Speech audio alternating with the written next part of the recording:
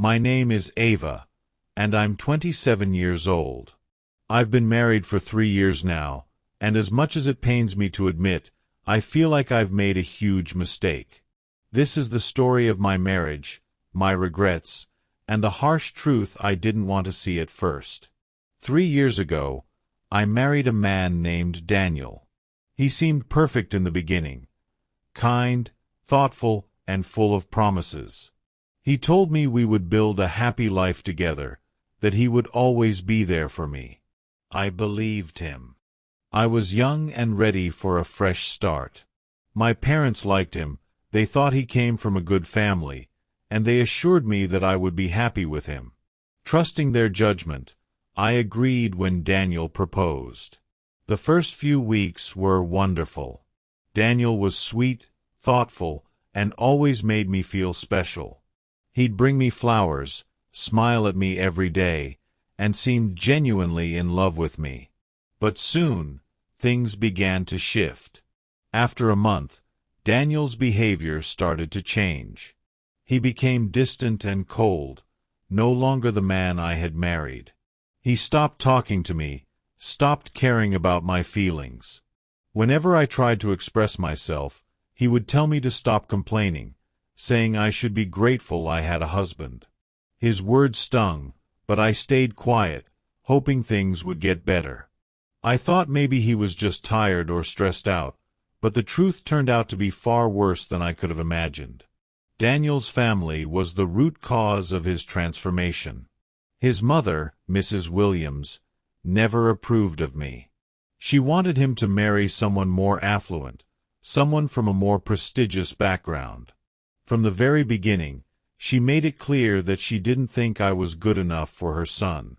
She would constantly tell him that I wasn't fit for him, and slowly, he started to believe her. Mrs. Williams had a strong influence on Daniel, and it didn't end once we were married. She would tell him I wasn't a good wife, that I didn't know how to take care of him, that I wasn't smart or attractive enough for their family. Mark began to see me as a problem, as someone who was holding him back, rather than as his partner. He started to listen to everything his mother said, and it felt like I was losing him piece by piece. His sister Olivia also played a major role in making things worse. She constantly criticized me, telling Daniel I was lazy and unworthy. She would often complain to him, saying I didn't do enough for the family. "Why do you let Ava do whatever she wants?" she would say. "She's not pulling her weight." Despite working hard every day, trying to make everyone happy, it never felt like I was doing enough. Over time, Daniel became more distant and cold. He started treating me like I was just another chore, like I was an obligation. Instead of being loving and supportive, he began blaming me for everything that went wrong. He'd ask, "Why can't you make my mother happy? Why can't you be better?" I felt like I was living with a stranger, someone who no longer cared for me, who saw me as a burden. The challenges with Daniel's family grew worse with each passing day. I had hoped they would accept me, that they would treat me like part of the family, but instead, I felt like I was nothing more than an outsider. Mrs. Williams made sure to find every flaw in me, from the way I cooked to the way I dressed. She'd tell me that I wasn't good enough for Daniel, that he deserved someone better, someone with more status. "You should feel lucky he even married you," she would say. Her words crushed me every single time. Olivia wasn't any better. She would laugh at me, mock me behind my back, and call me boring. "You're not very interesting," she would say. "You're just not smart enough to be part of this family."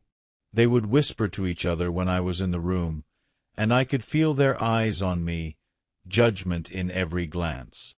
I knew they were talking about me, and it made me feel invisible. The worst part was how much they controlled my life. They told me how to cook, how to clean, and even what I should wear. If I didn't do things their way, they would get angry.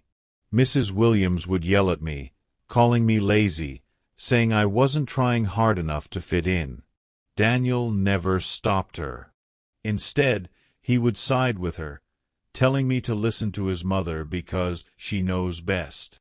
I tried talking to Daniel many times. I told him how unhappy I was, how much his family's behavior was hurting me, but he just didn't care.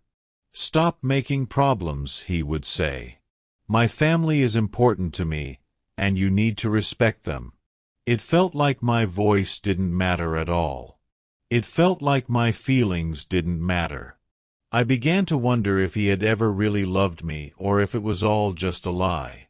One day, Mrs. Williams asked me to clean the entire house in preparation for a family gathering. I spent all day cleaning, but when the event started, no one even acknowledged my hard work. Instead, they laughed at me because I looked tired. Olivia said, "Ava, you look horrible. You should try harder to look nice." Everyone laughed, including Daniel. I wanted to cry, but I held my tears in, not wanting them to see how much their words hurt me. That night, I sat alone in my room, reflecting on everything.